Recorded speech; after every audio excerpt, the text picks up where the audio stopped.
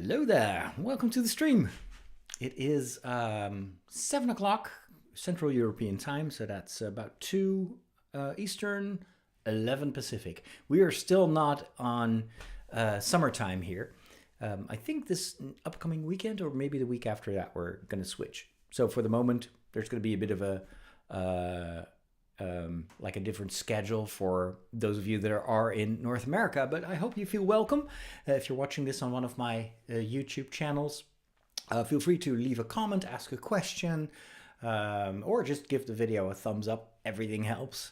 And I'll be able to read all your comments no matter where you post them here on the screen in front of me. It's been a busy day. I just finished uploading a new video about Andor. The second season is nearing in April. It's going to premiere, and I think 2 weeks ago I recorded a podcast about Andor season 2, and then I also recorded like a shorter version of that podcast on video, but I never got around to posting it. Hey Mike, good to see you. And so today I was looking through my like raw footage, and I came across the video, and I thought, you know what, it's actually even more pertinent today than it was when I recorded it 2 weeks ago. So I spent some time editing, putting that together for my main YouTube channel. Hopefully people will enjoy that. And I also recorded 3 other videos this afternoon because I want to get more in the habit of creating off-the-cuff type of videos. And so in a minute I'll share with you what those videos are about. Binary Rainbow wants to know how, or Brainbow I should say, how I'm enjoying The Way of Kings. It's a struggle. It's a real struggle. I've had a very difficult time kind of focusing on the story. It's such an avalanche of names and places and events and different times, different eras. It feels like this book has like 3 prologues, and so I did not really read much. Everyone tells me it's normal, you have to go through it, but it's one of the things I dislike the most of Brandon Sanderson. It's just this overload of information. I prefer stories that start small and gradually take me by the hand and open up the world instead of like plunging me straight into this massive pre-existing world. It doesn't work for me in fantasy, but I'll soldier through. I know it's a good book. I know that for a lot of people, and I've had this experience before with Brandon Sanderson, also with The Wheel of Time. So yeah, it's still not what I prefer to read, but I know it will get better over time. Hey, Jeannie is there as well. Elizabeth is there. I'm glad, Elizabeth, that you liked the video about Andor. It's it's kind of almost a statement about the world and about the role of the Star Wars story, what Star Wars is warning us against. It's much more serious than what I normally record, but I felt I had to just share this. So I hope people can relate to it. And I had a nice St. Patrick's Day. It's not really a thing over here in the Netherlands, especially not in the village where I live, where most of the population is from Protestant origin. So there is no pub where you can get Guinness. And even if I could have had Guinness, I don't drink. So they really should come up with like an alcohol-free alternative. I recorded a short video yesterday, which I thought would do very well. It was a review of the autobiography by St. Patrick, and it did nothing. It's really, sometimes I'm so surprised that videos where I put in a lot of time don't do very well, and then off the cuff stuff, it works. I recorded some podcast musings about that phenomenon earlier today, because I think it's impacting my strategy. I always felt that I had to be super prepared, have all these talking points, sometimes even entire scripts. But I reckon that a lot of people that follow me on YouTube kind of like just the connection. They and the off the cuff stuff.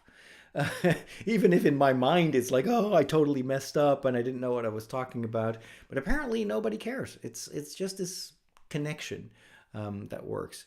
So what I'm trying to do now is to um, allow myself to record videos that are less polished, um, but to post more frequently. And the Andor video was prepared. Obviously, I was reading from a script, but at the same time, those are my words, and this is what I wanted to say. Um, but but not every video should be scripted, I think. I mean, imagine if I would script this live stream. It wouldn't work. So I love the fact that we can just chat here, hang out, and you can ask me questions and say hi. Hi, Carla. Good to see you. So, and what I ideally would like to do is to, and I did this twice now during the live stream. I take like a moment, or I don't know, maybe 20 minutes, to talk about one specific topic. What that helps me to do is to isolate it afterwards and repost it as a standalone video. And because of the kind of the laid back vibe of these live streams, you automatically get that feeling in the video itself. Hello, Misa. Good to see you. I'm just calling you Misa. I'm not sure if that's your real name, but uh, I've been reading all your comments, and I'm so excited to have a follower from Chile, or Chile is how you pronounce it, right? And I'm so excited that you enjoy what I do, and that you can relate to, you know, a Catholic geek talking about geeky stuff. I really appreciate it, and thankfully you have discovered some of my channels. So you got the main channel with the Star Wars stuff, and I'll talk later a little bit what I'm planning to do with that channel. Then I've got the book channel, obviously, about my fantasy, the fantasy book that I'm writing, but also the stuff that I'm reading. And then I've got the anime channel, which is kind of a spin-off of the big TikTok anime channel. Okay, it's not your real name, but the name on the internet. That's okay. Carla has a question. How do you think that Lucasfilm will change creatively when Kathleen Kennedy will leave? How would you like to change it, if at all? I'm perfectly fine with her in charge. I think, you know, Kennedy is not really the storyteller, the guy in charge of the way the story universe evolves is what's his name, Dave Filoni, and and of course there are so many more people behind the scenes that are involved in these processes. What I hope is, and this is not related to Kathleen Kennedy, but what I hope is that Lucasfilm will find its footing, that they've been experimenting so much over these past few years, and it's normal because that they don't own the franchise for that long, and so obviously navigating a franchise this important and this complicated with such a demanding fan base in, you know, through a pandemic, and then now in these uncertain economic times, it must be really hard.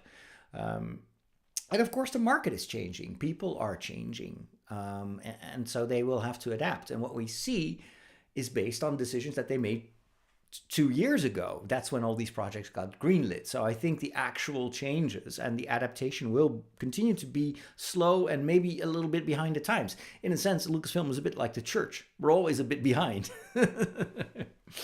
But I have a lot of confidence in the writers, in the creativity behind Star Wars. And I mean, I just recently looked back on Andor, and I was, oh man, at the time when Andor aired, I didn't even realize how good it was. And I think that's true for a lot of other stories as well. If you would revisit them, I think kind of now that the dust has settled, I think that opinion is going to change a lot on those stories. So what I hope is just that they continue to do more of what everybody loved. So give us more Skeleton Crew stuff, give us more Andor stuff. Don't necessarily, not necessarily be sequels to those stories, but do stuff that is proven to appeal to the fans, and then just, you know, let go of all the rest. A franchise like Star Wars has time. This will still be a franchise 100 years from now. I'm convinced of that. It's like Tolkien, you know, it will endure. And so I'm not that demanding when it comes to Star Wars. I just hope that they continue to improve and to iterate. Hello, Mary C. Good to see you. Hope life is good in Houston. Let me just scroll up because I think I missed a question. We got Margot, who's there as well. What do you think about the 40K franchise and its take on religion? That's a good question. And I imagine the Spartan in your name is kind of also referring to the Warhammer universe. I have to say that I'm almost completely blank when it comes to Warhammer. I have a friend, Michiel, and if you're part of the of my community of friends, then you probably know him. He's really into the Warhammer franchise, and so he's been talking about it quite a bit. He's doing all the like figurines and painting them and stuff. I played a few of the video games, but only very briefly. So from what I hear, it's about a world that is constantly in war, and you have these big Spartan warriors, and they defend what's good. I don't know. I think that there's not black and white. Everybody is kind of morally compromised in one way or another. I'm not sure if that is the kind of story that I need right now. With this current state of the world, give me more fairy tales. Give me more. Like, I want to see more musicals and stuff that makes me happy, and escapism. Because the reality is bad enough as it is. I don't need to see wars on TV as well. But and so about the religious part of it, I just don't know exactly. I couldn't say anything useful about that. I've started with the oldest videos in the books channel. Plan to watch all of them. Also a fan of anime and Star Wars. Lots to watch. Love The Walk. Yeah, the Walk is a podcast. And so if I record myself on video while walking, it's usually because I'm out there recording my podcast, and then I have some extra time.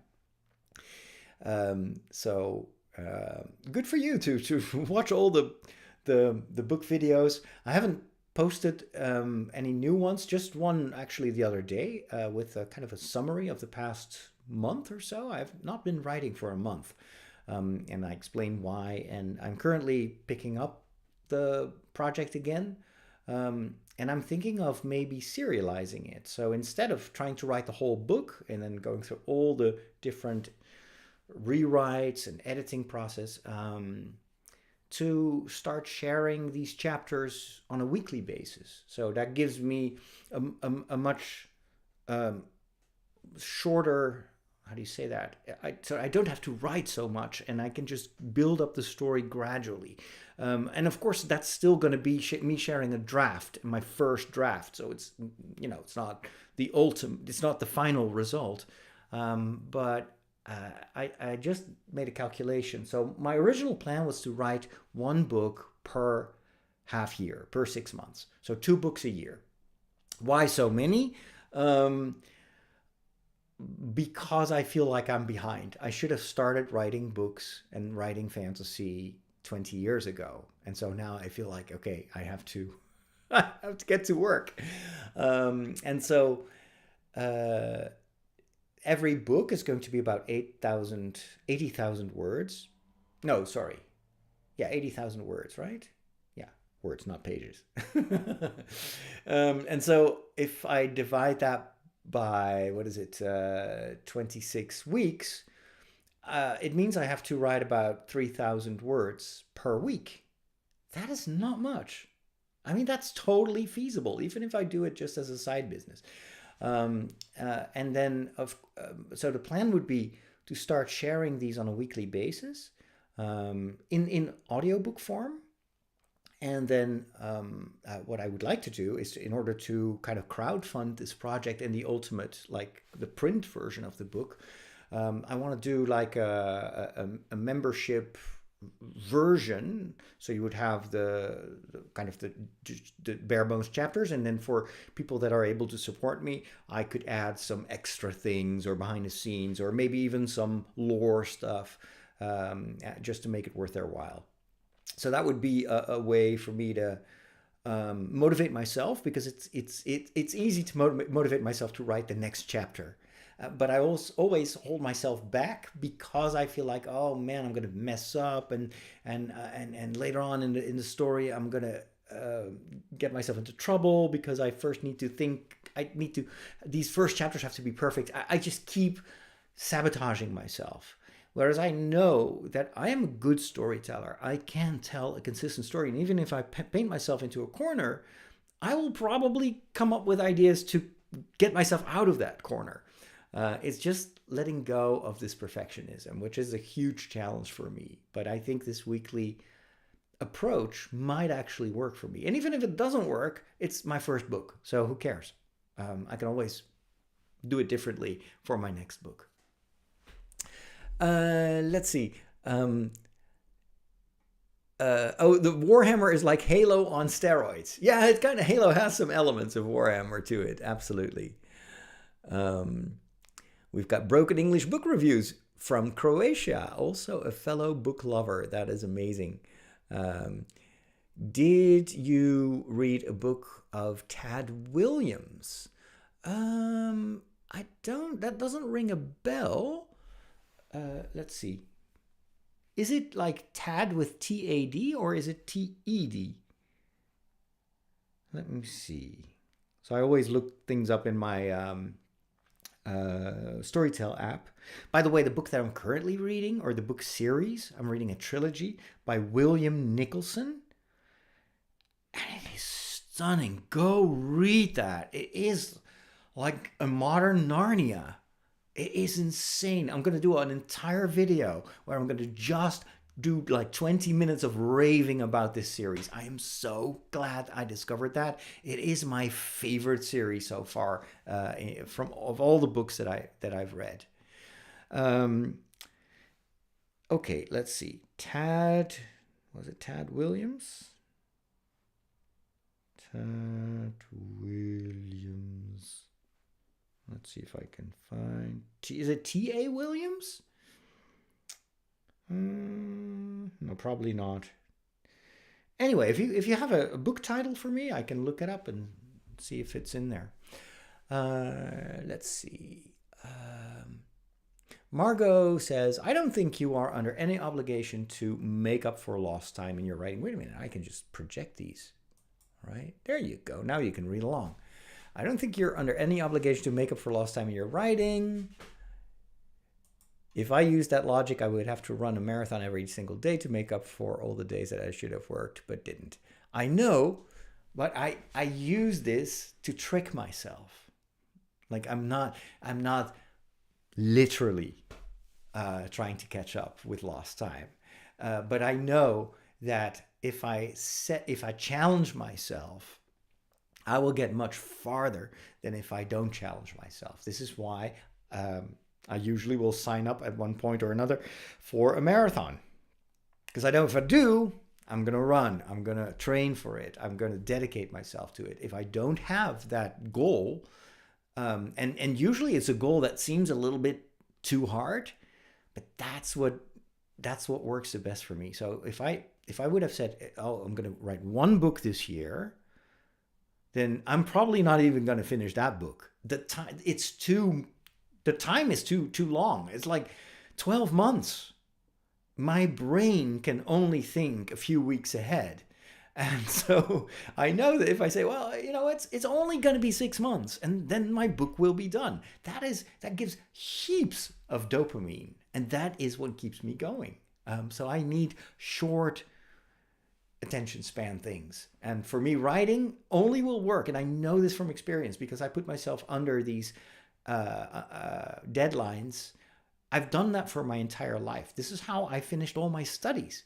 Like writing my thesis, I gave myself 6 months, whereas other students would take a year, sometimes even 2 years. And I was like, no, life's too short for that. I'm going to write this thing in 6 months. And I did.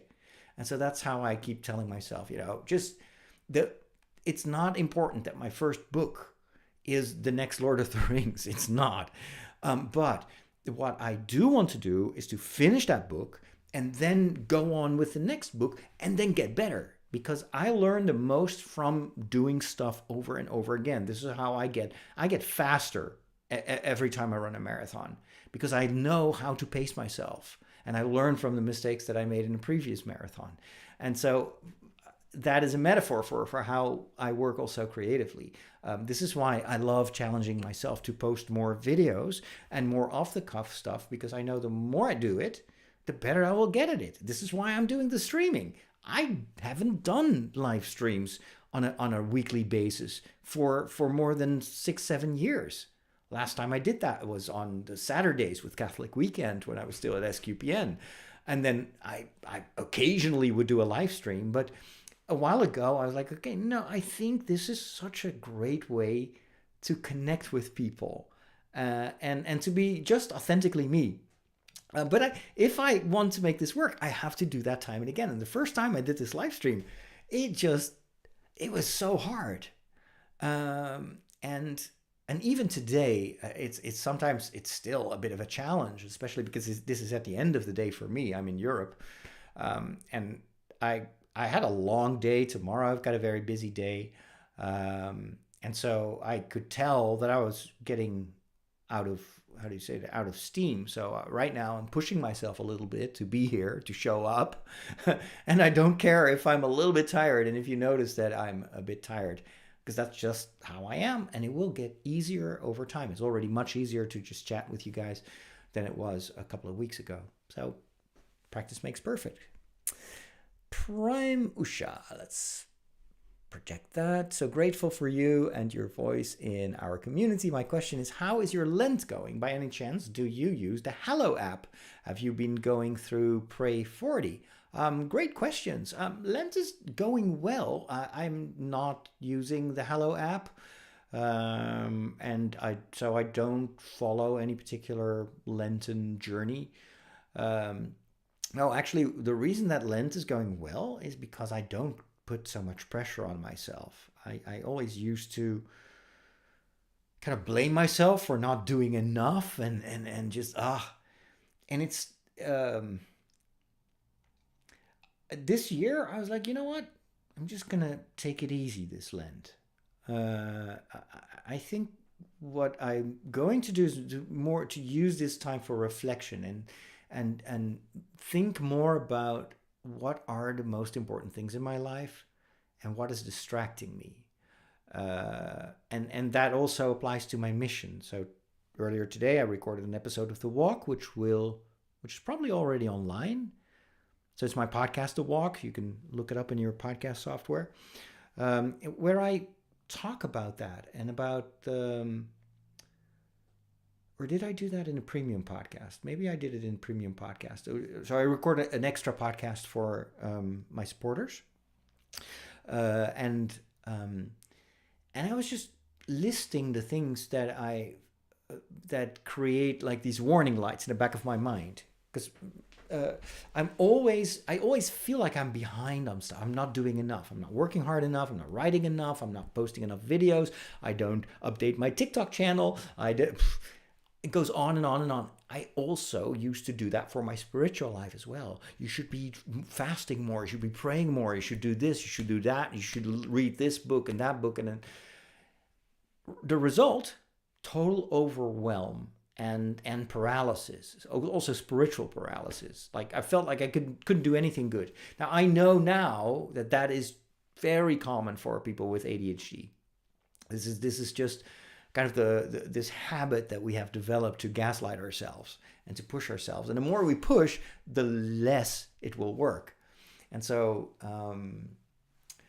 what I recorded earlier today was a reflection. And I'm recording basically my train of thought at that time. And it was all like, okay, so what are the things that give me joy and energy and that I feel are really helping people? And what is stuff that I do not because I enjoy it, but because I told myself that I have to do this, even if there is no demand for it.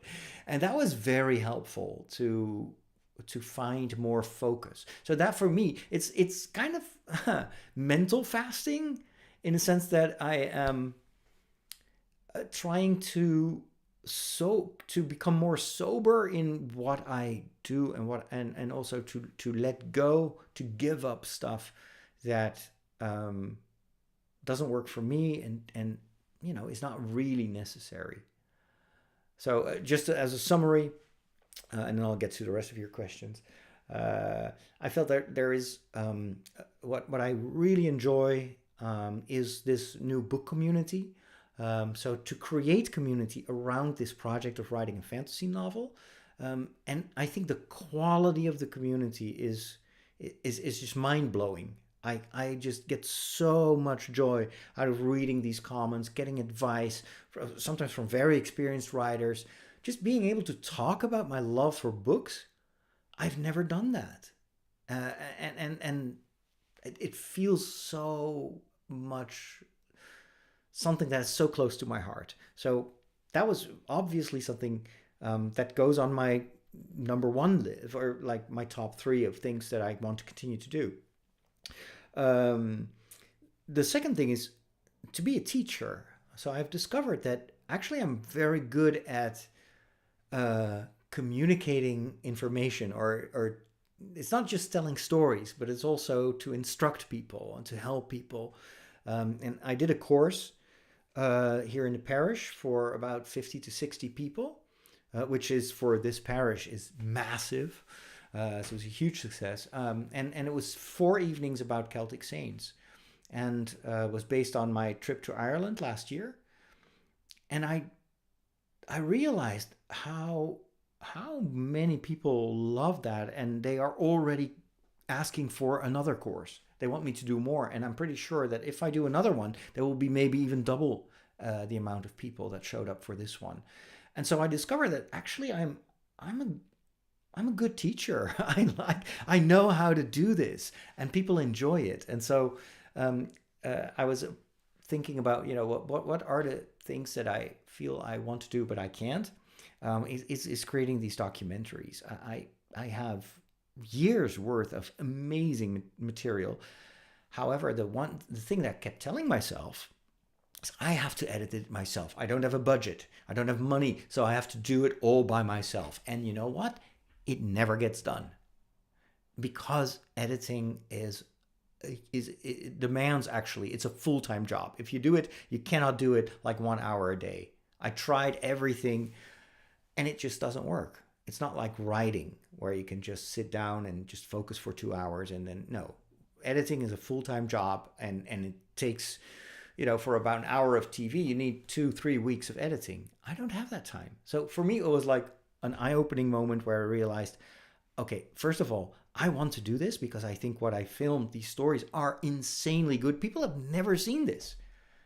My viewers on TV here in the Netherlands, they know the stories that I tell. They've seen my documentaries. But you on YouTube, you've never seen my stuff. And I can honestly say that I'm a very good documentary maker. And this is so different from the talking head videos that I do on YouTube. But it is time to acknowledge that if this is truly what I feel called to do, and I'm good at it and there's a demand, then I should not worry so much about finding the means to realize that. I should just share, this is what I want to do, and this is what I need in terms of financial support to make this happen. And I was always doing the opposite. I was like, okay, how can I do this all by myself on a shoestring budget? And that, of course, is never going to get me to the next level.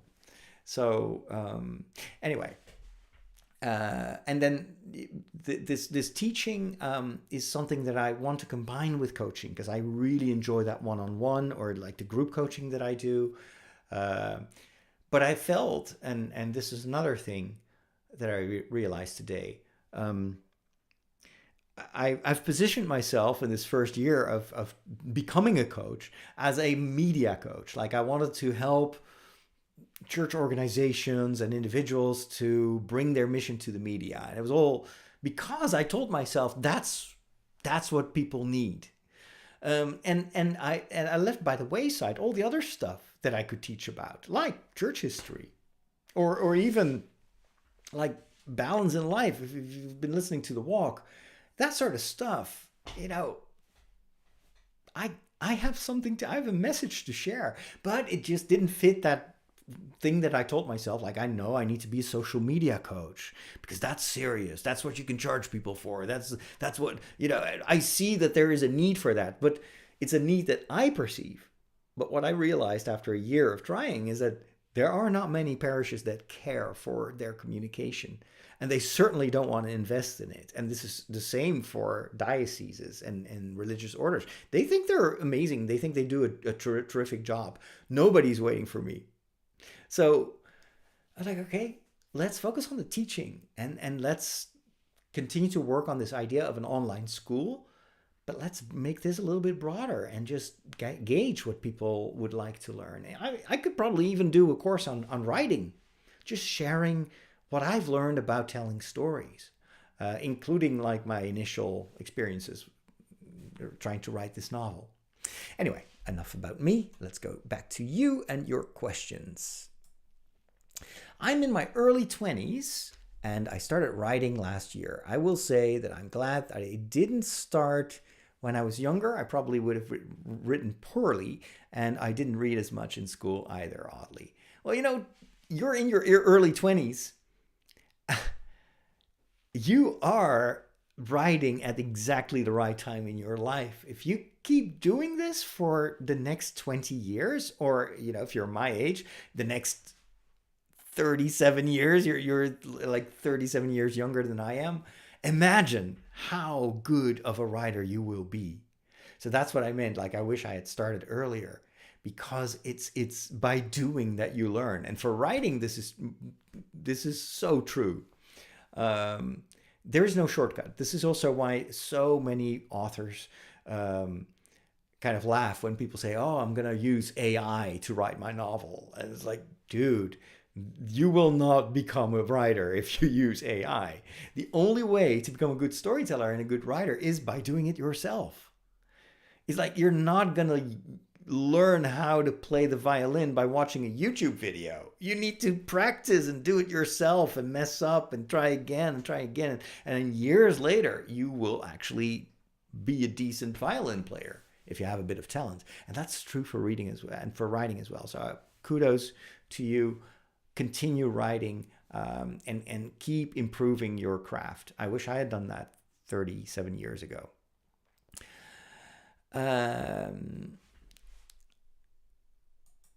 If you have a good idea, then 3,000 words is not big numbers. I agree. 3,000 words is a chapter. And I have a pretty good story.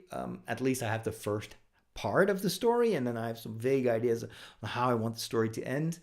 But I think I have enough to work with and to make it up as I go.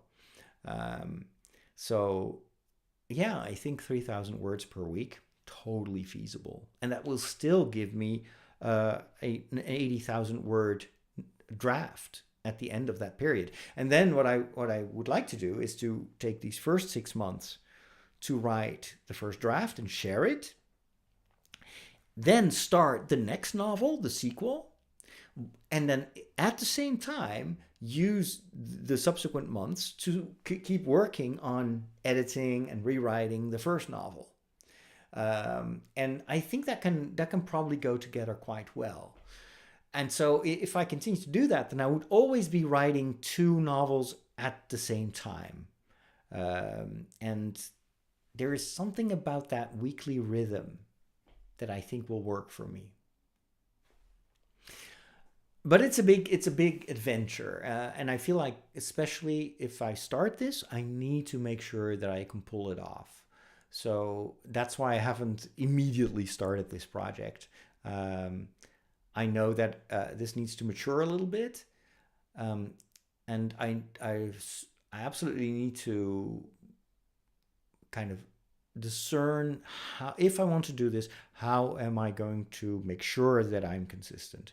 Because there are going to be weeks that I'm traveling. There's going to be stuff, I might be sick.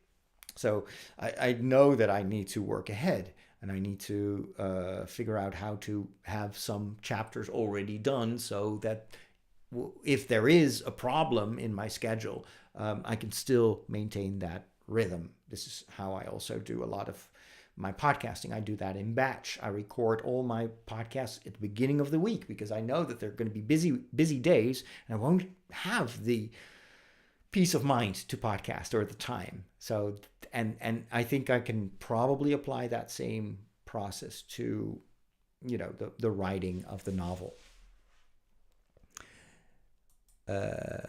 Aiming for 2 books a year, maybe another manifestation of perfectionism. True, it's possible. Oh, we'll see. For now, it seems like a good idea to me. Is the William Nicholson trilogy you love the Wind on Fire trilogy? Yes, it is the Wind on Fire trilogy, and it is awesome. It is so good, and especially the first book made me think so much of Narnia. In fact, the writer is actually a fan of C.S. Lewis and heavily influenced by him. But then I started to research the author, William Nicholson, and I was like, what? Is that the same guy? He's actually also a script writer for Hollywood and a script doctor. He is actually the guy who saved the first Gladiator movie. They were completely stuck with the script. A major actor had died during shooting, and they brought him in to solve the problem, and he did a masterful job. And he's been writing screenplays and directing some movies. And at the same time, he's this kind of C.S. Lewis type of writer. He's in his late 70s now. He lives in England, and I want to meet him. I'm such a fan. And this is only after reading 3 books. He's written some more stuff, but it's super inspiring. So the trilogy is written for younger readers. I wouldn't say it's for kids, because there's quite a bit of violence in there, and sometimes it's a bit like you think you're reading Narnia, and all of a sudden it's like, oh wait, hold on. People are getting killed, and there's a lot of cruelty in there, but it has that quirky, the storytelling style that is very reminiscent of Narnia. And I don't know exactly what it is, and it's a good story. There's some good moral messages in there. I actually it's not as how do you say that? There's not the same messaging as C.S. Lewis puts in his books. I mean, C.S. Lewis is really, his books are written because he has a mission. He wants to share his Christian values, etc. And so that sometimes feels a little bit, it kind of overburdens the story sometimes. With William Nicholson, you can tell that he's, I think he's a Catholic. And so there are a lot of values in his stories, but it's never kind of over the top. It's still also just an amazing adventure. And there are some great characters. There was the second book, and there's this princess, and she's from this exotic tribe, and she has never, ever been surrounded by people who challenge her. And so the kids, the main characters in the books are kids, siblings actually. And they are not afraid for anyone. And so they just tell this young princess the truth. And she's like, what? Wait, what? she doesn't know how privileged she is. And it's so well written. It's so funny. And then all these characters, all these kids from the first book have amazing character arcs. And when you meet them in the third book, they've grown up. And they've learned so much, and oh my gosh, there's this one boy, and he's a bit mentally challenged. Let's put it that way. And by the end of the third story, he is this incredible warrior and this super brave guy. But you have seen him grow, and it's so well done. Oh, I love these kids. I really hope that this book gets more. I mean, I'm going to make a video about this because people need to read this, and this needs to be a movie. This needs to be a television series. It's that good. It is, and it's totally original. Yeah. Can you tell that I love that book? I want to give someone a plug here. The way I encountered this book, that I heard about this writer, is I came across an author also from England on TikTok, and I need to look up his name. Okay, let me just go and see if I can find a video, because I want you to follow him. I'll say there are only 2 plots. Hold on. I probably need to. So anyway, while I'm scrolling through TikTok, let me continue to tell you about him. So he didn't have that many followers, a couple of hundred. His videos got, a couple of hundred views. So clearly still in that early phase of a TikTok creator. And the video that the algorithm gave me was about book marketing. And yeah, I'm following a few book marketeers, obviously, because I'm preparing to market my own book. And so hit that one video, he's like, you know what? The book marketing is broken. The whole book industry is broken. Only 0.001% of the authors, of people that write a book, will be able to bring the book to market, will get a publishing deal. And even if you get a publishing deal, doesn't mean that people are going to buy your book or read it. And so he's like, I'm going to do something different. I'm going to create a community around my story. And if you support me on Patreon, I'm going to just send you new chapters every month. And he does, every video is about him telling about the lore of his story. And he's got a couple of younger kids, I think. And he's such a nice guy. It's really, I've been following him for a while. And this is just one of those people that I instantly connect with. And he's such a gentle, creative, just natural born storyteller. And he, in one of his videos, he talked about William Nicholson. And he said that was a series that he read when he was a child. And those stories motivated him to become a similar storyteller. And I can totally tell that is, that's definitely something that inspires him. Okay, so I'm here in my TikTok history. I'm just going to scroll up until I see the video, one of the videos that he posted. Unfortunately, I'm very lousy at remembering people's names or remembering anything at all. But he's been showing up quite a bit in my timeline because I'm subscribed to. He also has a YouTube channel and a Patreon site. So if I give you his name, promise me that you will look him up and follow him and send him a note of encouragement. So his story is happening in the world of Teltra. Yeah, the world of Teltra. There you go. Got it. Daniel McCormack. So Daniel, Daniel, and then MC, McCormack, Cormack. Go look him up on YouTube, because most of you probably don't have TikTok. And that gave me the idea when I was watching what he did, like, that would work for me as well. I love this. And what I love about it is his primary goal is to share his story with a community, to build community around a story. And that is very much what I've been doing for 20 years that I've been online and creating stuff. it's not just the information, it's sharing it, it's the community around those stories. So again, Daniel McCormack, just look at the maps that he creates. It's probably not going to work because, oh, there you go. So it's a post and you can scroll. He makes these maps himself. Isn't it amazing? And so, and not only does he share these chapters, but also a friend of his is doing the audiobook version of it. And then he has another friend who is writing music, a soundtrack for the story. Genius. Anyway, very, very inspirational. Hello, Heliogabalus Roses.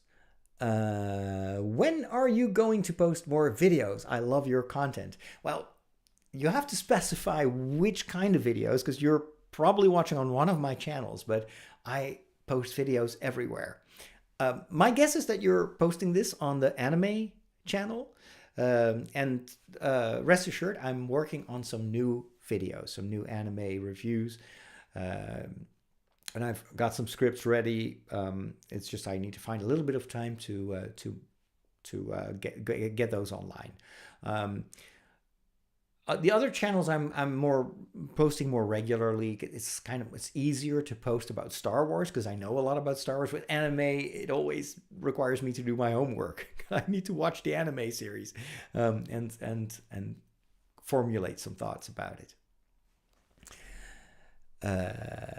Even if you don't meet the goal, you will get somewhere. Absolutely true. Absolutely true. There is a kind of sweet spot where you are challenged, but the goal is attainable. Yeah, and I'm totally fine with changing the goalposts in the process and adapting to the situation. But I need to somehow motivate myself to get going. The Green Angel Tower. Okay, I've never heard of that book. Let me look that up. The Green Angel Tower. This book service doesn't have all the books out there, of course. Angel Tower. Sometimes I'm lucky. No, unfortunately, it's not in here. But I'll Google it later. Thanks for the tip. It is currently 3:22 p.m. in Chile. Tad Williams is a great fantasy writer. Well, that's great to know. I could probably also go to, Goodreads and look him up. Goodreads. Tad Williams. I'll just add it to my want to read list. Oh, there you go. The Dragonbone Chair. Stone of Farewell, 2 Green Tower, so Memory, Sorrow, and Thorn. Okay, let me just bookmark this first one. Okay. A war fueled by the powers of dark sorcery is about to engulf the peaceful land of Austin Ard. For Prester John, the High King lies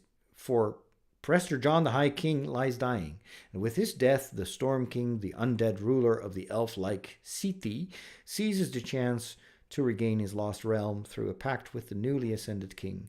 Knowing the consequences of this bargain, the king's younger brother joins with a small scattered group of scholars, the League of the Scroll, to confront the true danger threatening Austin Ard.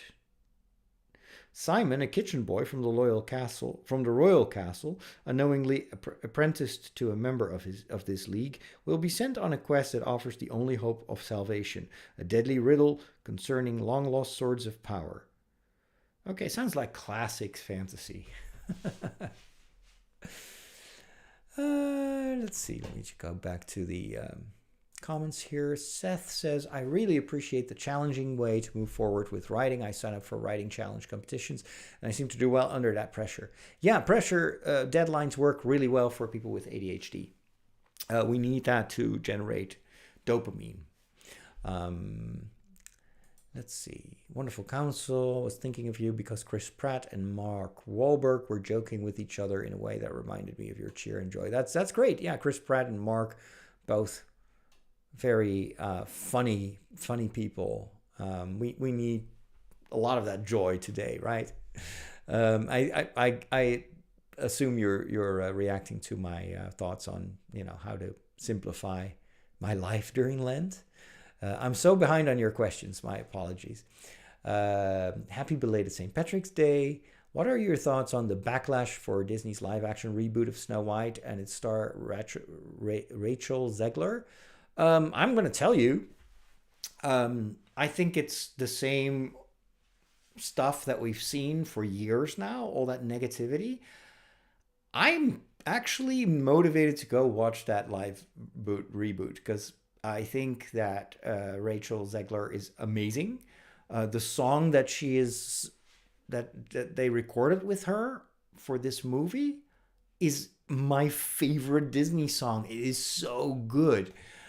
So if everybody tells me that something that Disney does is horrible and it's the end of the world and it's woke and it's blah, blah, blah, blah, blah, for me, that's always a recommendation. It means that, it's probably something I'm going to love. So yeah, I'm just determined to go watch that movie. I hope there are going to be more songs because I think it looks fine. I don't know why everybody is so negative. People are always negative nowadays. When I look at the news, I think that worry about other stuff. Why unleashing all your anger on storytellers? Why not be more critical of what's happening in your own country? Anyway, it's like people like spending days at the cantina in Tatooine complaining about the quality of blue milk lately while the Empire is taking over the galaxy. It's like, okay, can we please prioritize our concerns? So anyway, I'll get off my soapbox. But yeah, I've yet to see a movie by Disney that I didn't like. I like it all. And if that's not what other people think, then that's their problem. It's a free world. Used to be. All right. Mary C. Says, I would have loved your Celtic Saints course.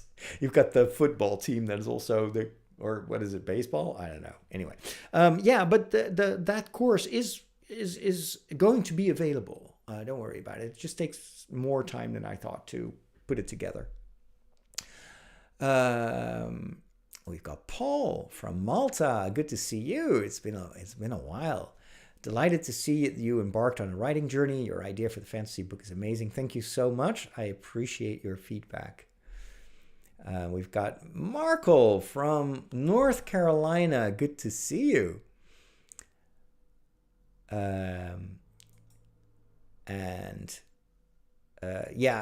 If you want to get a good editor, you have to hire someone. It's very hard to see your own or see past your own writing. So I'm definitely going to hire an editor. Maybe I can find one like a friend who can do this.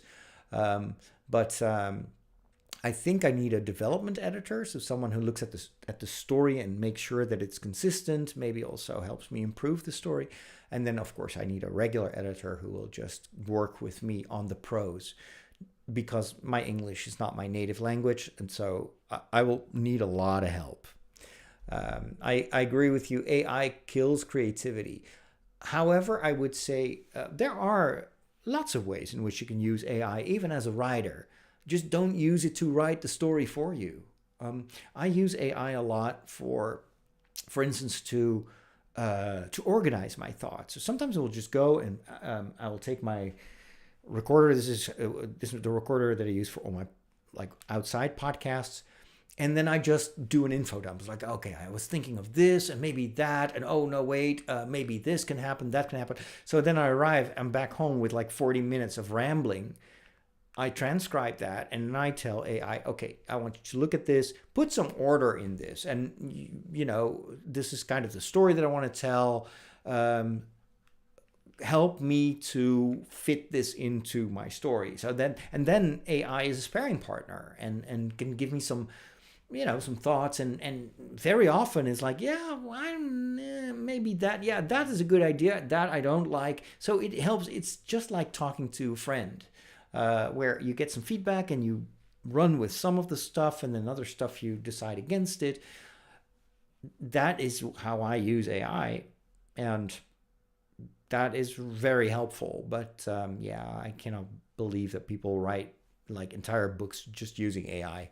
I mean, you can do that if you want to sell books, I guess, but you're not going to be a writer. We've got Kataro Brando. Greetings to you too. Marion is there too. It was nice to see you again. Unfortunately, I have to go to work. Take care. Have a wonderful, a wonderful day. The day is over here in the Netherlands, but I hope you have a good work relation session. Rolash is currently reading the Chronicles of Narnia in chronological order. I did that last year. Yeah. Currently at The Lion, the Witch, and the Wardrobe. So you've already read the Magician's Nephew, which is kind of the Genesis story. Yeah, I hope you like it. The movie, the upcoming Narnia movie, is going to be based on the Magician's Nephew, and not on the Lion, the Witch, and the Wardrobe, thankfully. So, because we've seen already that story so often, too often. But I can't wait to see what they do with that story. It's going to be directed by the same director who directed Barbie. And she is awesome. She is so incredibly good. And such a nice person overall. I watched the director's commentary on the Barbie movie. It was a feature on HBO or on Max, and it was so informative, and it made my admiration for the movie and for what she did with that story so much greater. So I was super excited to hear that she was going to be heading this new Narnia movie. My experience with writing is that I wrote a whole book about fantasy fiction only for me to realize I need to read more to become better. I now write a book about literature fiction. It's true. This is why I started reading again this year. I read a lot. In the previous years, I've read more than 300 books. And because I was writing so much, I didn't have time to read. But now that I'm reading again, I can tell that is helpful. It's going to really help me to continue to improve my own prose. And it's because I now read the books as a writer that I learn more, because I'm analyzing more what I read. Rockley wants to know if you ever thought about checking out the Ender's Game series. I read the first book after watching the movie, and it was a good story. It's it's sci-fi, so that's always good. It wasn't as mind-blowing as I expected it to be. I never liked stories where there are massive time jumps and stuff. It became a bit abstract. I enjoyed the movie. But I never really wanted to continue the series. But maybe one day I will. I mostly read fantasy now on purpose because I'm writing fantasy myself.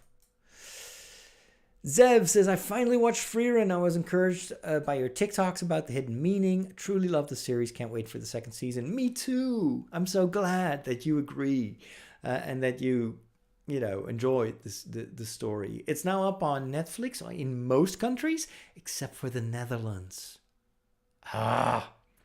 So the only way I can watch Freerun on Netflix is by setting my Netflix app to English, and then it shows up, but it only has the original Japanese voices and German subtitles. What? I know that the English subtitles are available. How hard can it be to just put them on the website? I have no idea how to reach Netflix, but it's so dumb. It's such an amazing series, and they mess up the premiere in a country like the Netherlands. Why? Anyway, glad I have Crunchyroll. Let's see. Falling Apart wants to know, why would a father like you likes to write fantasy and read fantasy with dragons, demons, magic, and all that stuff? I thought that was against religion. No, it's not. That's what some fundamentalist Christians want you to believe. But look at the Bible. The Bible is full of stories like that, with big monsters and giants and miracles and stuff. Seriously. And it's usually, it comes from a misunderstanding of the role of fantasy stories and the role of fairy tales. But the Catholic Church has nothing against these stories. On the contrary, look at C.S. Lewis, look at Tolkien, look at so many other Catholic writers who have written fantasy novels. The Bible talks about demons and about evil and about wars. That's against religion, right? So it's all storytelling. These are stories that help us think about the world in which we live. They're mirrors. I never will. So the people that rant against Harry Potter and stuff, it's if you look these people up and see what else they say about stuff, you're like, oh, it's all identity politics. They hate on groups, on genres, because it makes them feel more like, well, at least I'm not as bad as all these other priests, all these other people that dwell in those evil pools of death and destruction and sin. And it's like, yeah, these people know nothing about literature. They don't know nothing about fantasy. Anyone who rants against a fantasy on in the name of religion is just dumb. I have no other words for it. It's just stupid. Go educate yourself. I'm not talking to you, of course, but I'm talking to these people that say stuff like that. And I'm just dismayed how often I get questions, even on fantasy fairs, like, does your bishop know that you're here? Wouldn't he be mad at you? No, why? Why the heck would my bishop care about people dressing up as wizards and elves? What would be wrong about that? Okay. Let's see. I'm an indie writer and I know how hard it is to find readers for the book. Absolutely. That is why I created my book channel and I started to share my process. And it worked. I have more than 1,000 people following my posts on writing fantasy, my reviews, and that's only the beginning. That's only after 2.5 months. I'm pretty sure that by the end of this year, I will have maybe 10,000 followers on YouTube. And this is how I grow an audience even before the book is ready. It's just modern marketing. Sadly, I don't use any social media aside from YouTube. You are blessed.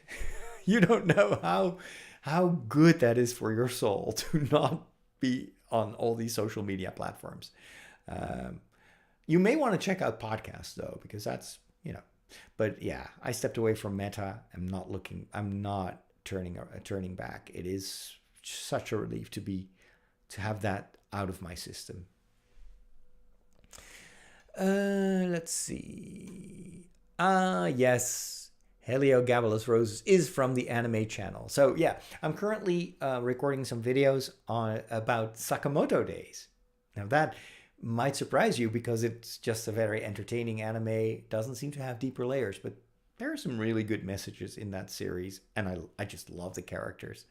And then I'm going to go watch Orb, which is a very philosophical, theological anime series, and I'm pretty sure that I'll have stuff to say about that. I want to go back to Neon Genesis Evangelion and Frieren, and there's just so much else that I would like to watch, but I've discovered that for me the best way to do anime is to watch an entire series and just focus on that. Create videos, but I don't want to force myself to keep current with anime. It's impossible. There's just too much out there and I'm so far behind. But I'm just going to go through a series like Sakamoto Days and I'll just do a ton of videos about that, and then I'll move on to the next series, do more videos, and then etc. So I can't watch everything, even though my followers would love me to do that, but then I would need to do that as a full-time job. And I'm not being paid for my TikTok videos, even though I've got more than 200,000 followers. But there's no monetization of TikTok in the Netherlands. So it's still completely volunteer work, which is kind of sucky. Rocky says those maps remind me of what Tolkien would do. Yeah, absolutely. Same style. What are some recent animes that you were watching? So Sakamoto Days, Orb. I'm watching Titan, Attack on Titan, Gundam. I watched some of the old Gundam stuff. Yeah, I sample some series here and there, but it's just I don't have time to watch too much anime. How many books should a writer read? As many of it as he or she wants. I read a lot of books, but again, it's just because I like to challenge myself. What is my favorite anime of all time? Right now, I would say Frieren, even though Neon Genesis Evangelion is more interesting, but Frieren is a story that stole my heart.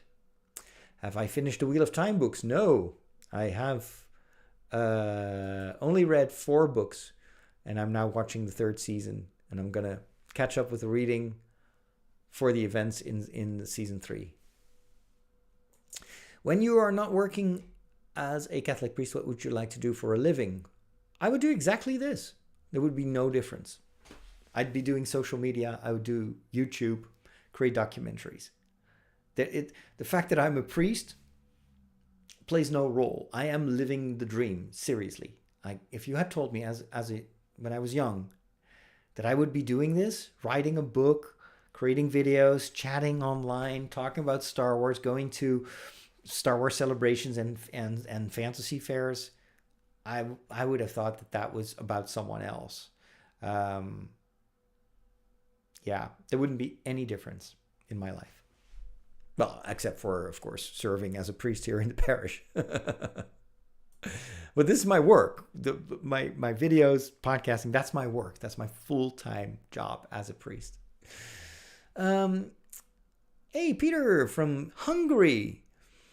Peter writes, when I was young, I saw a Dutch series called The Zevensprong.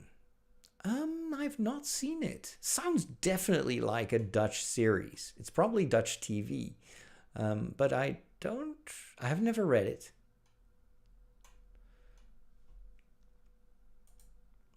I think it's because the people who grew up on the original Disney films are disgruntled that the same company is changing what they grew up on. It probably, yeah. But I was like, why take it out on Disney? Go be angry at stuff that is actually important and dangerous in the world right now. It's so funny that the people, like the haters, Disney haters, they are usually the same people that bow down for orange colored leaders and just accept anything they say as gospel.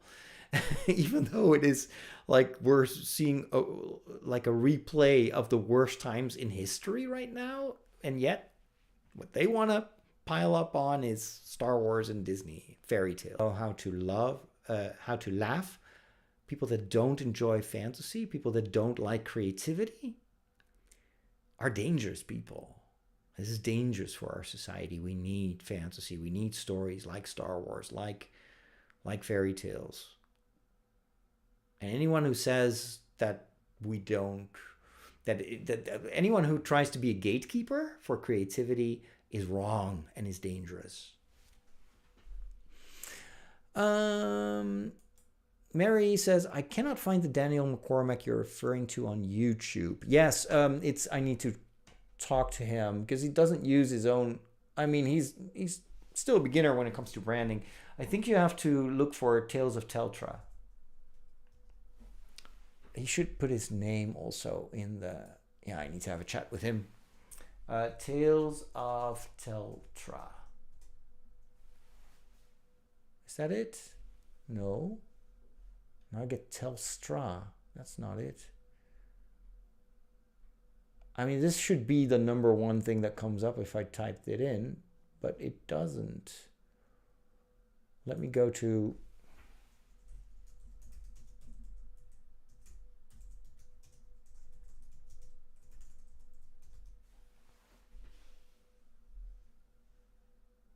Why can't I find that? Maybe did I spell something wrong?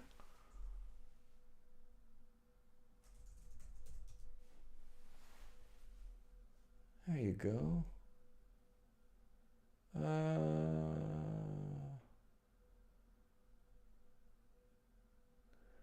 Daniel McCormack, author.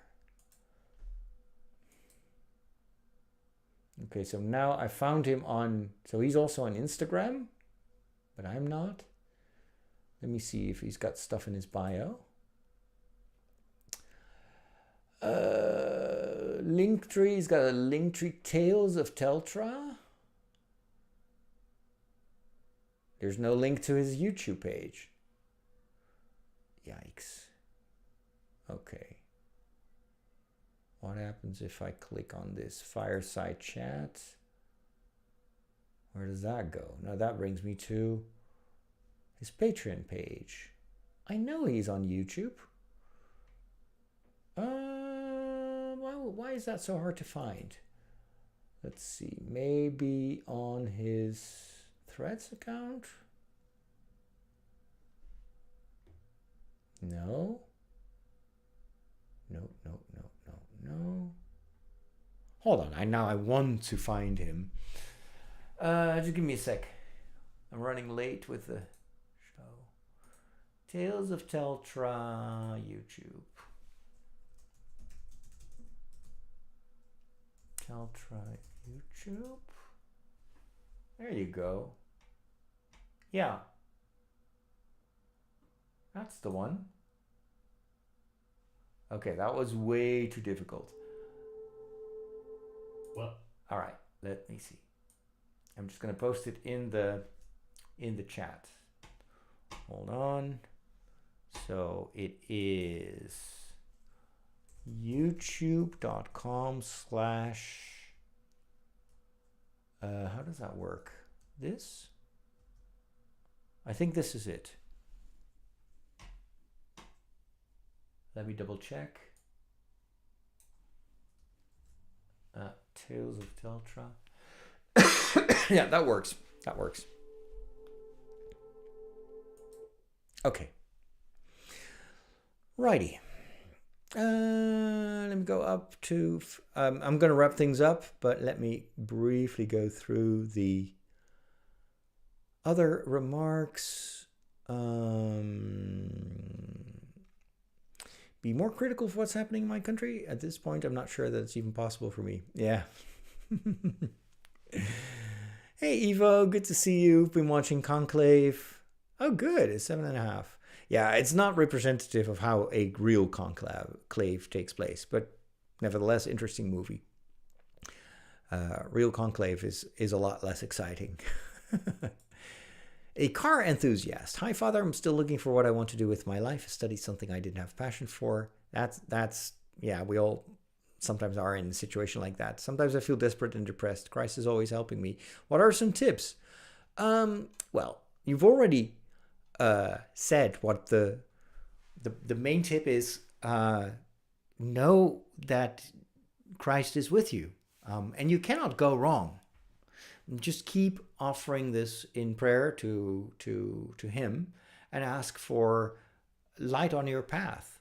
But nothing, you can do nothing in your life that isn't in one way or another helping you in the future. Even though now you think it was a mistake, I did it wrong, I didn't learn what I wanted to learn, you're still going to have even just knowing that this is not me, this is not my vocation, that in itself is already an important lesson that will help you in the future to discern. Because the moment you find something that does suit you, you will feel that. Because it generates energy, it gives you inspiration. What I would advise you to do, very briefly here, this is how I coach a lot of people, is like first create a list of things Like if you had no inhibitions, there were no limitations, not money-wise, not time-wise, not even talent-wise, what would be your biggest dream? So write down a couple of those big dreams. Then write on the right side stuff that you're currently doing, but you don't actually like to do. You don't feel called to do that. Put them all in a list. That by itself is so helpful because it visualizes what's currently in your mind.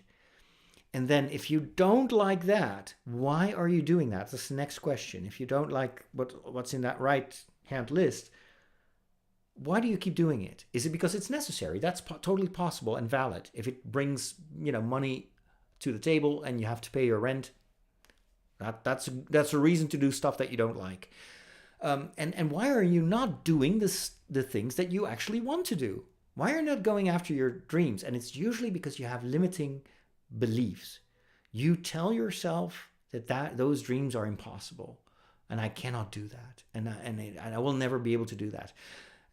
When you keep telling yourself that, it will be a self-fulfilling prophecy. But what if you start telling yourself, this dream, I'm born for that, so I'm going to go after that. I'm going to work, and just dumb it down. So what's the first thing you can do? Even if it's just a very small step, what is the first tiny step that I can take towards that goal? And if you made that first step, then ask yourself, what's the next step that I can do? Keep going forward. Keep moving towards that dream and towards that goal, no matter what people say. And I would even add, no matter what you tell yourself. But if you truly discern, this is my dream, this is what I want, and just give it some thought. Dare to dream. And then don't think about everything that prevents you from realizing that dream, but think about everything you can already do towards that dream. I was dreaming about writing a fantasy novel. I have no experience. I'm an old dude. I don't read much fantasy. And yet I felt that this is my calling right now. And so my first step was, I'm just going to share the process, and I'm just going to start writing no matter what.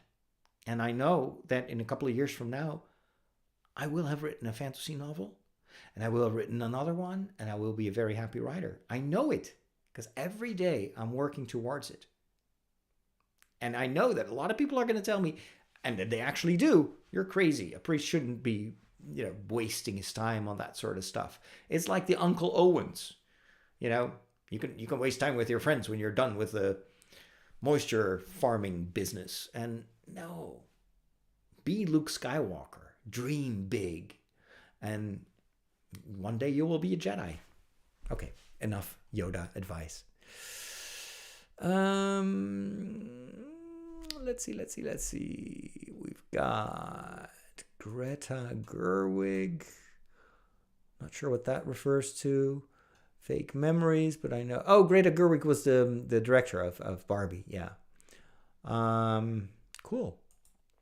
What's your stance on Christianity and homophobia? I have a friend who justifies his homophobic takes by constantly referencing the story of Sodom and Gomorrah. He's wrong. He's completely ignorant when it comes to Bible studies.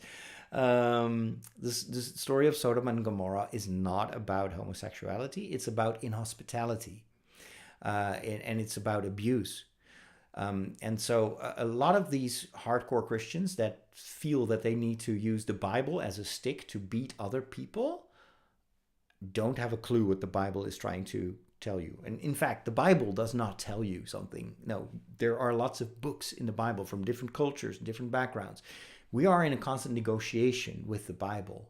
And together we find in that, this is why tradition is so important, we discern God's will through that. But if someone tells, the Bible says that this is wrong, so you are wrong, you know nothing about the Bible. There is a great author, a TikTok author, a biblical scholar, McClellan, who has done amazing videos about this. Let's see if I can find his full name. I'll put that. McClellan. TikTok. Daniel McClellan. Okay, he's also on. I'm not sure if he's on TikTok, But again, some people are gonna. I posted his name in the chat. You can Google him. I've learned so much about the Bible, about biblical interpretation, and he is extremely knowledgeable. He's an incredible scholar, and he often gives answers these kind of questions. Go watch it. It can be very challenging because he deconstructs a lot of what even I used to believe about the Bible and about faith. But he also shows why we sometimes choose to let the Bible say things, even though the Bible itself doesn't say those things. But it's because we need to use the Bible for our identity politics, to feel like we're all. This is the same stuff that's happening with people that rant against Disney and Star Wars. This is not about Disney and Star Wars. This is about a group of people that want to feel that they are special and that the other people are wrong. I think that's a dead end. And it's certainly not what you see in the biblical tradition as an attitude. Anyway, I can do another hour with all these questions.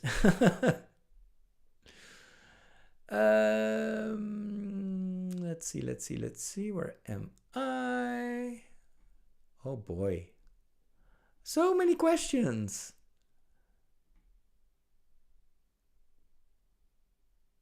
But I agree with you, the last crow. That's not how the story should be interpreted. Let's see. Freddie, when will you be sharing your novel for feedback? I've earlier in this live stream, I've been sharing some ideas on how I plan to do that. So maybe you want to go and rewind or rewatch it later and let me know what you think. But it's coming sooner than later. Paul says there were giants in the earth in those days, and after that, when the sons of God came in unto the daughters of men, and they bare children to them. Yeah. Lots of very fantasy stuff and magical stuff in the Bible as well. It's all storytelling, you know. I'd love to know how you can balance your life as a priest with being so present in social media.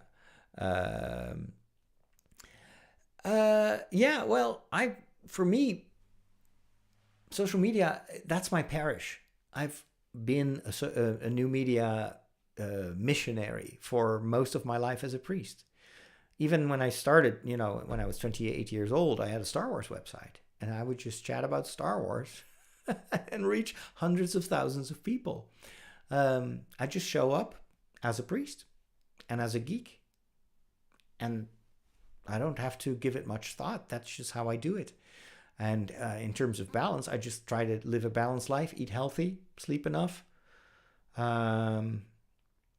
Always discern if something is wise or not. And sometimes I mess up and sometimes I don't. So, yeah, it's simple. If you want a great analysis of Christian symbolism in Harry Potter, you should check out John Granger. Yeah, I've read his book. Yeah, I know. I was the host of a podcast on Harry Potter, a weekly podcast. I did hundreds of episodes about the Christian symbolism in Harry Potter. It's a long time ago, though, but yeah. For I know the plans I have for you, declares the Lord, plans to prosper and not harm you, plans to give you hope and a future. That's beautiful. Advocate Das, I'm going to recommend One Piece. Yeah, I love One Piece. It's awesome. It's very hard to catch up. That's why I like watching the live action version, because it summarizes the story for me. Also, question about what material one should study to learn about how to write novels. Many ideas, but I don't know how to actually write it, how to start it. Well, one of the ways in which you could learn is learn with me and follow my updates on my BookTube channel. So that's Father Roderick. So it's youtube.com/@, so at Father Roderick -books. Because I share also the stuff that I learn. And then I just watch a ton of YouTube videos and TikToks, and there are lots of amazing podcasts. One, if you want to learn from the master, Brandon Sanderson has a free video series, courses. And these are master classes. This is the best of the best of the best that you can find. I watch those videos religiously. They are incredibly instructive. So if there's one thing that you should watch, is go look up Brandon Sanderson on YouTube and go watch his courses. He's currently doing a new course, and it is the best advice that you can get. That would be my advice. Tales of Teltra. There you go. Evo has seen the Zevensprong. That's good. I think I'm too old for that. I missed it. Terrell wants to know, how do you feel about fantasy's continued popularity in the current age of streaming and social media? I think it's because we need fairy tales. It's a very accessible genre. It's usually also kind of a safe world to experiment in. Yeah, I don't know exactly why it's so popular, but it's not new. You know, people have been telling similar stories for centuries. So we're just rediscovering something that has always been popular, I think. KM has been following an American podcast called The Rosary in a Year. Does that matter? During Mass, we usually use Dutch or Latin, never English. No, of course it doesn't matter. You can pray in any language. God is very good with his languages. No, it doesn't matter at all.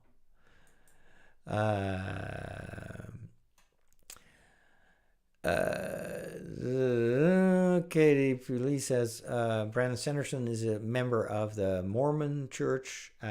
Don't listen to him because he doesn't think that Christ is God. Well, why would you not listen to someone who is of a different faith? Does that person have nothing to share? If a police officer tells you to stop your car, are you going to ask him first, are you a Catholic? If not, I'm just out of here. Learn from, open your mind. Don't be so close-minded. God works in mysterious ways through everyone. The Holy Spirit is not just limited to a small group of people. God's Holy Spirit works through so many other people. It's up to you to discern whether you think that something is good for you and helps you, but learn. And Brandon Sanderson is a very good person, and he's of a different faith than I am, but that doesn't mean that you shouldn't listen to him and that you can't learn from these people. If that were true, then I could only pray the rosary and watch Mass on TV, you know? No. Open your mind. Be like St. Paul. He spoke with everyone. He debated everyone. He wasn't afraid of people that didn't believe. It was for him. It was he wanted to get to know them and talk with them and share. That's how you spread the gospel, not by closing yourself in a small bubble. That's not going to help. All right. Pocky says, first time catching a live stream. How did you receive your calling to be a priest? What age were you? I was 18 years old. I was in high school. I went to Lourdes.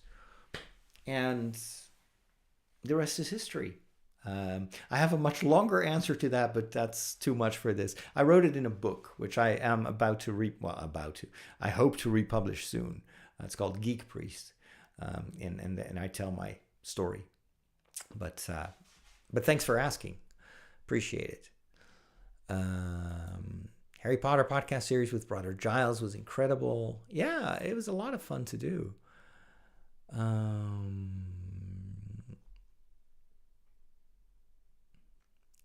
Margot says that in that same story of Sodom and Gomorrah, the daughters to the man of Sodom could do with them whatever they pleased. Yeah, no, don't take moral prescriptives from Bible stories. If people do, then they're picking and choosing, because there's a lot of stuff in the Old Testament which is in the Bible that if we would do it, that would end us in jail. So, yeah. Reading the Bible means you negotiate with the text, you discern. But those books are not meant as prescriptive texts for today. They can't be. They're thousands of years old. It doesn't mean that none of it is applicable, but these are stories and they were written in a certain time and we need to apply them in our times. And that requires us to go beyond the literal meaning. Anyway, David from Mexico. How to understand my suffering through faith. The weeks are very hard. I'm sorry to hear that, David.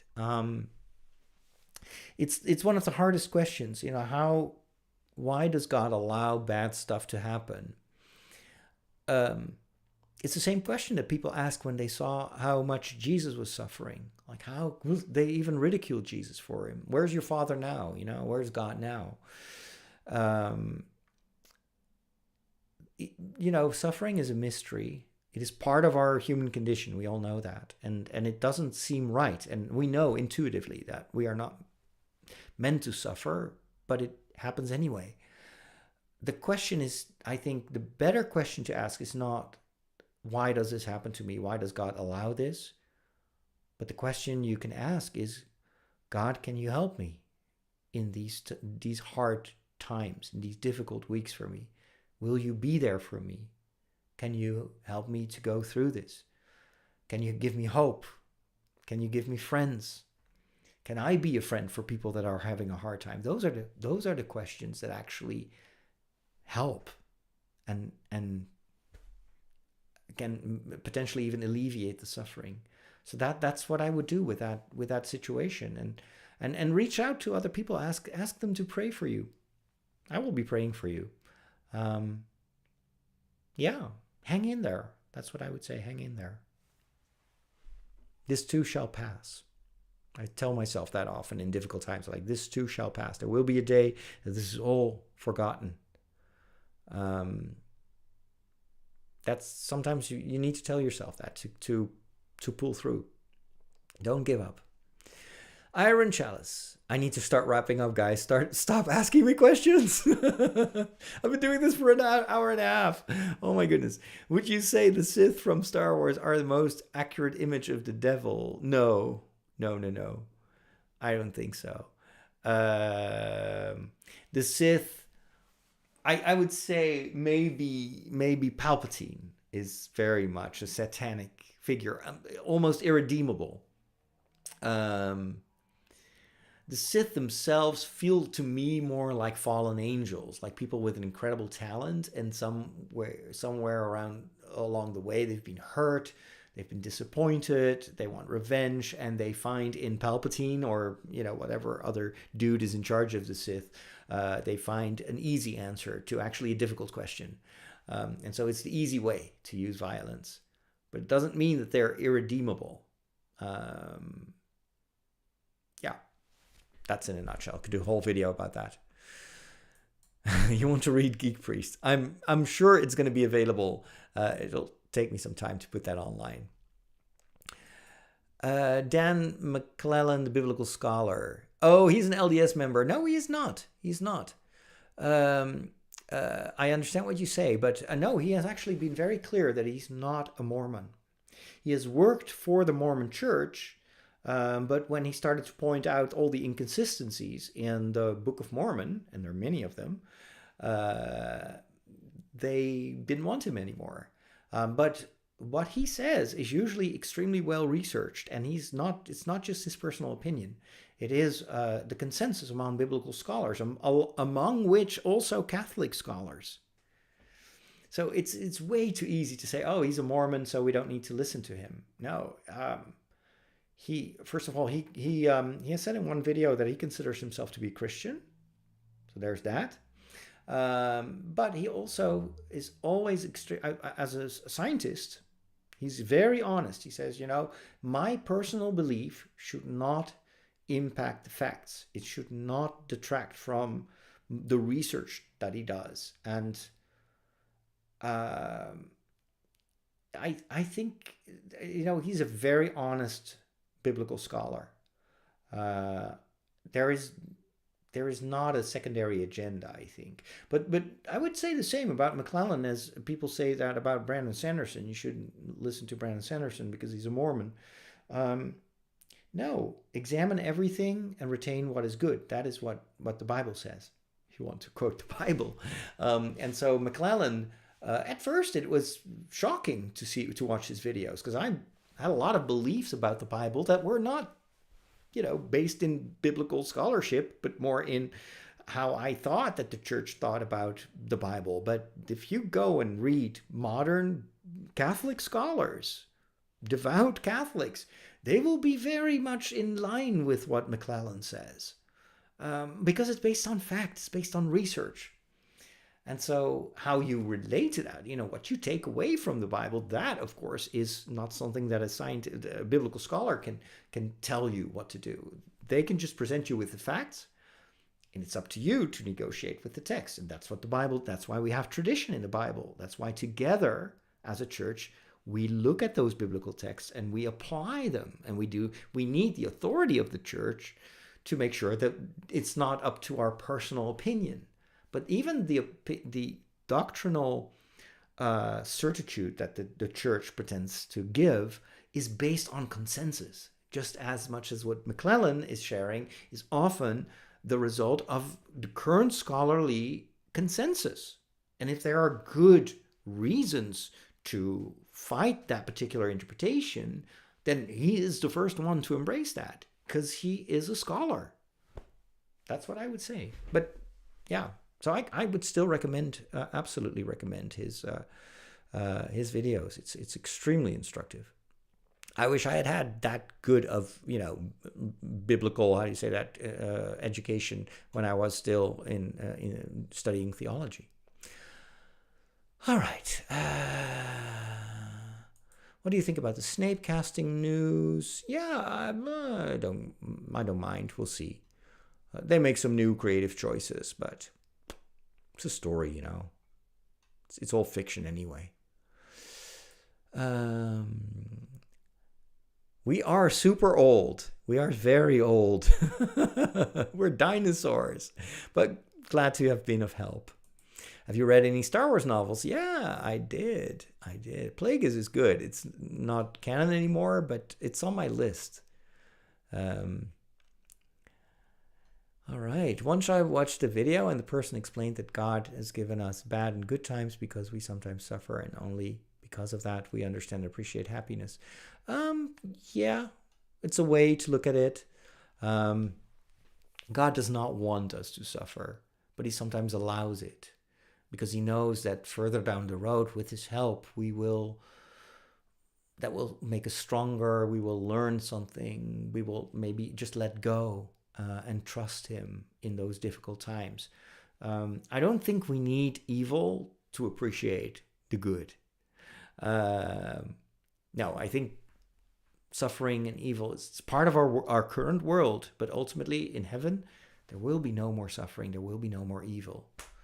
It's going to be a thing of the past. But this is how we currently grow, is by facing those challenges in our lives and offering them up to God and asking him to be with us on our journey.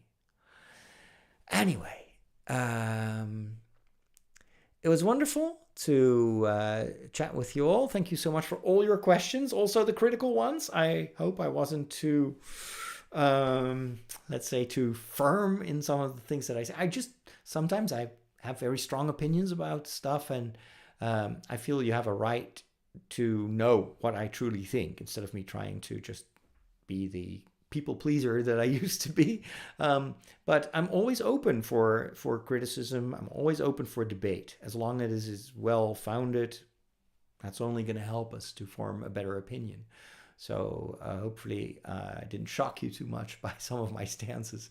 But let's keep the conversation going. I'd love to talk again next week. So for now, for the current time, we're going to move this live chat to Tuesdays instead of Wednesdays. Because work-wise, it's much easier for me to do this on Tuesdays than it is on Wednesdays. So spread the word. Thank you again. Have a wonderful rest of your day, and have a very blessed Lent. May God bless you all. Take care.